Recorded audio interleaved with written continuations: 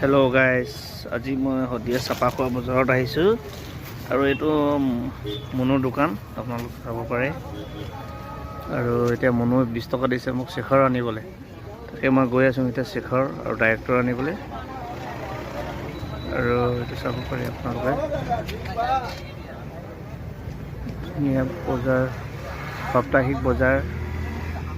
আৰু মই শেখৰ ল'ব আহি গৈছোঁ দোকানত। চাচা এতিয়া শেখৰ দিব মোক, ডাইৰেক্টৰ দিলে মই গুচি আহিলোঁ আকৌ।